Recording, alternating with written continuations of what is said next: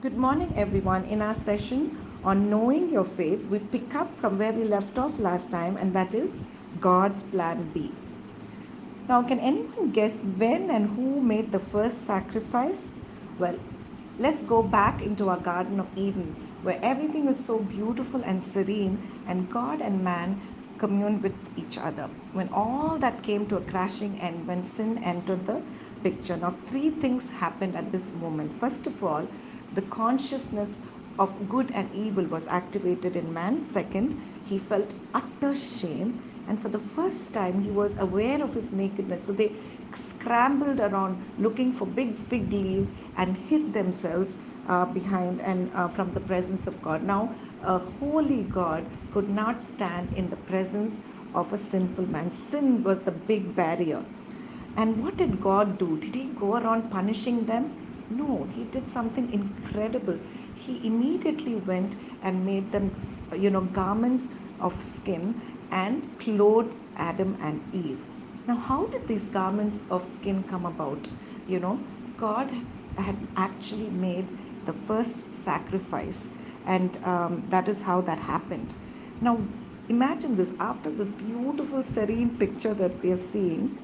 Why would God go about slaughtering an animal and there was blood everywhere, the skin ripped off the animal and made into garments? It was so gruesome. Well, this was intentional because God wanted to demonstrate to man that sin was not to be taken lightly. You know, there had to be a price that needed to be paid, and an innocent lamb had to shed its blood to be for man to be forgiven and to be an atonement for sin. This was also teaching Adam and Eve the practice of animal sacrifice that had to be followed from then on. You know, growing up, I also felt that the Old Testament felt so harsh, and with all the sacrifice, commandments, rules, laws, and the New Testament was so different. Well, let us see if this is actually true. Now, let us fast forward to the time when Moses was wandering in the desert, leading the Israelites out of captivity, and then God had given the 10 commandments. It was like an instruction manual, so to speak, to lead a sinless life. And this was literally set in stone, and they had to guard this very carefully.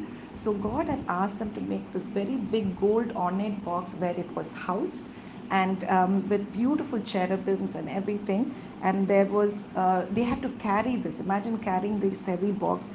And because they didn't have a permanent place, they remember they were wandering for 40 years, so they were supposed to pitch a tent wherever they went. And then this Ark of the Covenant, this ornate box was placed there. It was almost like a portable dwelling place of Yahweh, where the sacrifices used to happen. And this continued on for a long time.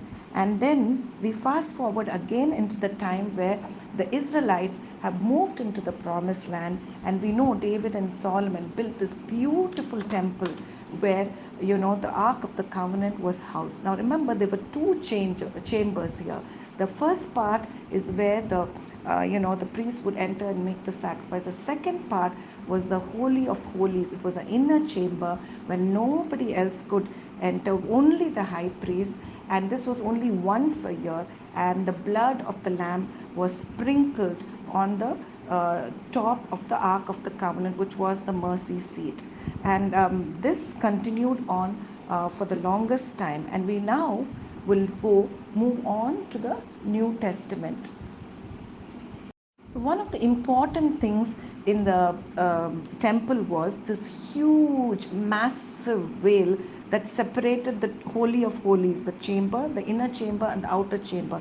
It was this thick material, heavy material, which was 6 feet high, 40 feet wide, in colors of royal colors of scarlet, purple, and blue, with beautiful golden cherubims embroidered on it. And this was to guard a sinful man against the presence of a holy God.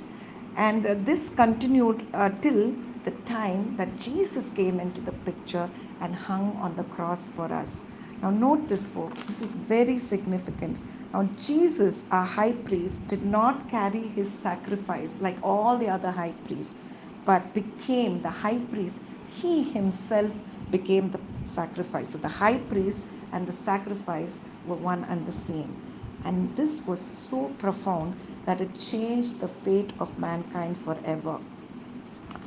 And what happened at this moment was very dramatic.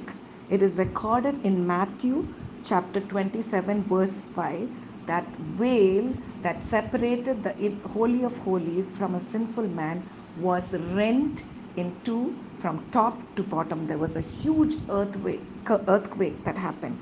And this is to say that because of the blood that was shed by Jesus, the perfect, spotless Lamb of God, it was sprinkled on the mercy seat in heaven, and he was seated on the right hand of the Father.